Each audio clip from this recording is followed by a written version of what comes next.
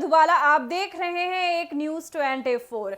बात कर रहे हैं बिहार में अभी जिस तरीके से सनसनी फैली हुई है, यानी कि नीतीश कुमार को लेकर के बड़ा खबर निकल करके सामने आ रहा है कि नीतीश कुमार का गेम चल रहा है। अब क्या कुछ गेम चल रहा है और इससे बीजेपी को कितना घाटा लगने वाला है, बीजेपी को क्या कुछ होने वाला है अगर एन नाम का जो गेम चल रहा है, अगर इसमें नीतीश कुमार गेम खेलते हैं। यहां तक कि लगातार ये सवाल उठ रहा है कि नीतीश कुमार गेम खेलने वाले, यानी कि लोगों का ये कहना है कि नीतीश कुमार बहुत जल्द गेम खेलेंगे। अब इससे बीजेपी को कितना टेंशन बढ़ने वाला है, क्या कुछ बीजेपी के साथ होने वाला है, ये देखना बेहद दिलचस्प हो जाता है। आपको वहीं पर बता दें, चिराग पासवान जो कि नीतीश कुमार के साथ कहा जाता था कि चिराग पासवान का 36 का आंकड़ा है, लेकिन अब नीतीश कुमार और चिराग पासवान का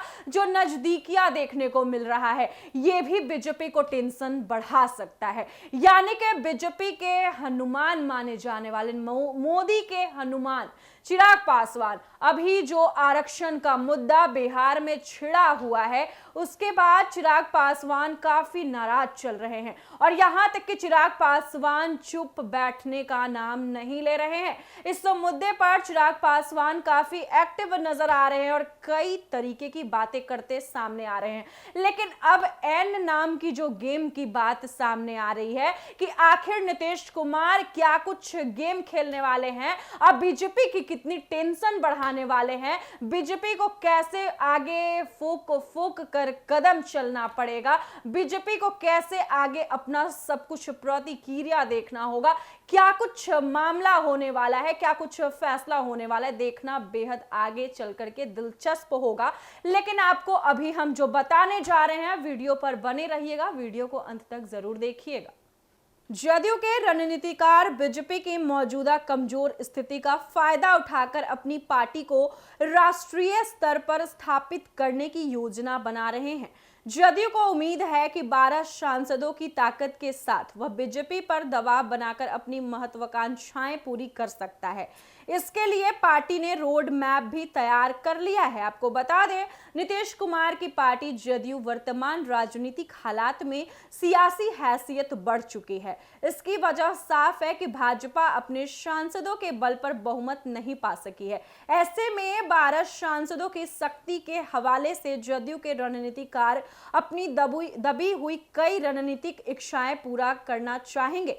भले विशेष राज्य का दर्जा को लेकर बैकफुट पर जदयू है, पर पार्टी का विस्तार और जदयू को राष्ट्रीय पार्टी बनाने को लेकर जदयू के रणनीतिकारों का भाजपा के कंधे पर सवार होकर राष्ट्रीय दर्जा पाने का फुल प्रूफ प्लान तैयार है। यहां तक कि चिराग पासवान का भी फुल प्रूफ प्लान तैयार हो गया है। यानी कि बिहार में एक बात कहा जा रहा है कि बिहार को विशेष राज्य का दर्जा का मांग जोर पकड़ा हुआ है। अब देखना ये बेहद होगा कि आगे चल करके क्या कुछ इस पर फैसले होता है।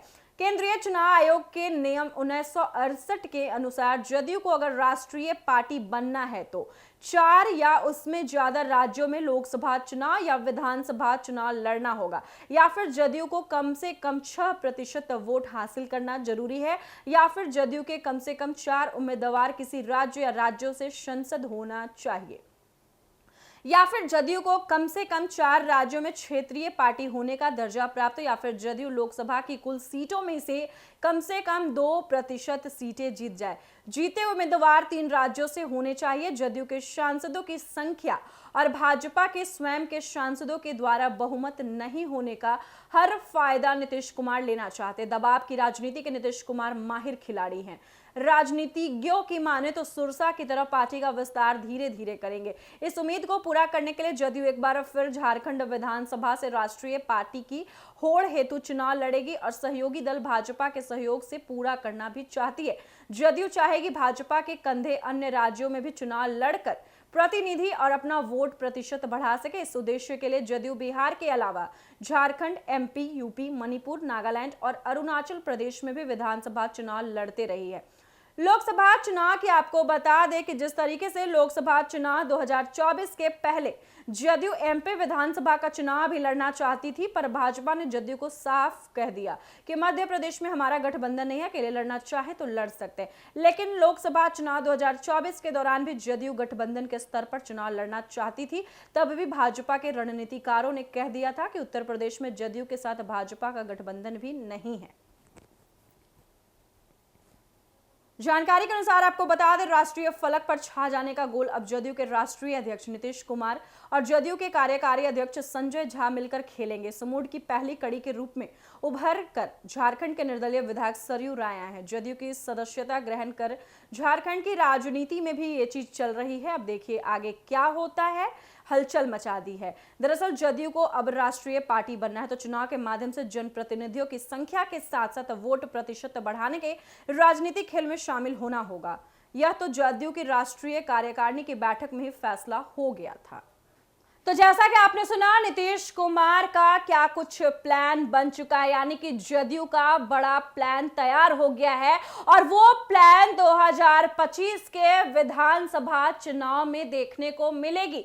यानी कि नीतीश कुमार प्री प्लान तैयार कर चुके हैं और इसके बाद जो ये प्लान तैयार हुआ है, जदयू को अच्छे तरीके से पता है कि वो कैसे किस तरीके से प्लान करेगी कि बीजेपी उसका बात मानेगी।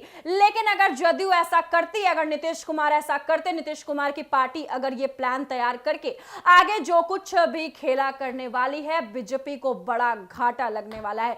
ये सबसे बड़ा चुनौती बीजेपी के लिए है, क्योंकि जिस तरीके से नीतीश कुमार ने इस बार बिहार में अपना लोकसभा चुनाव में दबाव बनाया है, जिस तरीके से चुनाव जीता है, इसके बाद साफ ये शब्दों में स्पष्ट किया जा रहा है कि इस बार बीजेपी को लेकर के एनडीए बड़ा प्लान कर लिया है और बीजेपी का क्या करने वाला है, यानी कि विधानसभा चुनाव जो नीतीश कुमार 2025 में खेला करने वाले हैं, वो देखना बेहद दिलचस्प होगा। बाकी आप लोगों का क्या कहना है नीतीश कुमार को लेकर के कमेंट बॉक्स में जरूर लिखिएगा। फिलहाल इस वक्त की खबर में इतना ही और ऐसे ही तमाम खबरों के लिए देखते रहिए एक न्यूज 24। वीडियो पसंद आया हो तो वीडियो को लाइक करें, शेयर करें, साथ ही हमारे यूट्यूब चैनल एक न्यूज 24 को सब्सक्राइब करें।